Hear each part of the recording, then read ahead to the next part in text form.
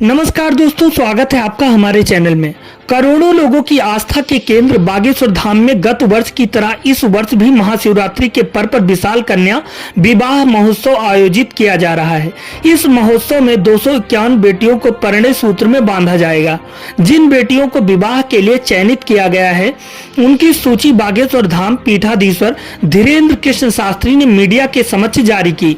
इस विवाह में 108 बेटियां आदिवासी समाज से हैं, वही 143 बेटियां सभी समाजों से चयनित की गई हैं। उन्होंने कहा कि इन चयनित बेटियों को धर्मपीठ और राजपीठ सहित विभिन्न क्षेत्रों से जुड़े लोग सुखी जीवन का आशीर्वाद देंगे। महाराज ने कहा कि मंदिरों में लाखों करोड़ों रुपए का दान हिंदू देते हैं, इसीलिए मिलने वाला दान हिंदू बेटियों के घर बसाने में उपयोग किया जाना चाहिए। उन्होंने भारत सरकार से मांग की है कि मंदिरों को अधिग्रहण से बाहर निकाला जाए। कन्याओं की सूची जारी करते हुए महाराज ने बताया कि 1000 से अधिक फार्म आए थे, जिन फार्म की बारीकी से जांच करने के बाद 251 बेटियों को धाम से विवाह के लिए चयनित किया गया है। उन्होंने बताया कि 22 से 24,000 किलोमीटर की यात्रा करने के बाद सर्वे टीम ने सूची तैयार की है। 1 महीने तक 60 लोगों की टीम द्वारा सर्वे किया गया है। ग्रामीण, पड़ोसियों, जनप्रतिनिधियों आदि से पूछने के बाद जो मानदंड निर्धारित किए गए थे उनके आधार पर 251 बेटियां विवाह के लिए चयनित की गई हैं।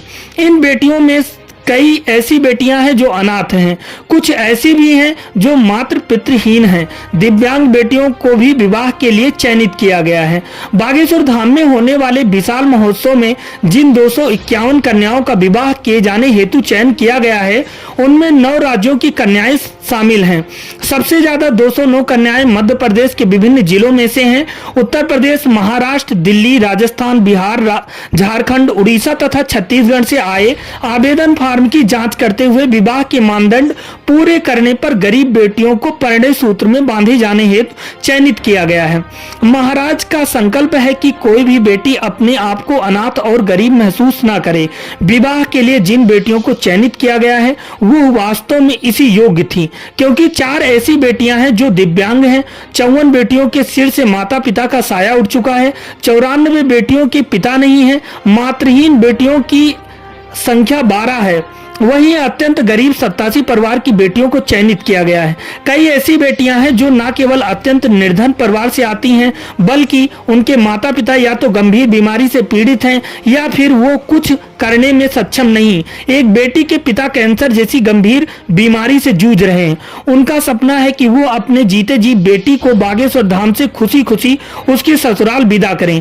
महाराज ने इस बेटी को विवाह के लिए चयनित किया है। महाराज ने कहा कि सभी बेटियों का भाग्य महाशिवरात्रि पर्व पर चमकेगा।